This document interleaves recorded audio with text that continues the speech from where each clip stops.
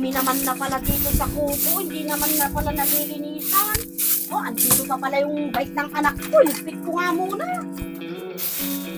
Uy, Mare, O ano? Anong kailangan mo? baka pwedeng pahiramin mo muna ako ng pera mo dyan. Nabitin kasi yung sahod ng asawa ko. O bakit? May pambayad ka ba? Eh yung asawa mo lang naman yung nagtatrabaho. Tsaka magkano lang naman ang sinasahod ng asawa mo? Kumakasya lang din sa pang-araw-araw yung gastusin. At baka nga nayutang mo na yung sahod ng asawa mo. Hindi ka din makakabayad sa akin. Grabe ka naman. Huwag mo naman akong maliitin. Tsaka hindi naman ako lalapit sa'yo kung hindi ako gipit. Tsaka magtataniman na makakabayad naman siguro ako sa'yo. O bakit kureng? Totoo lang naman yung sinasabi ko.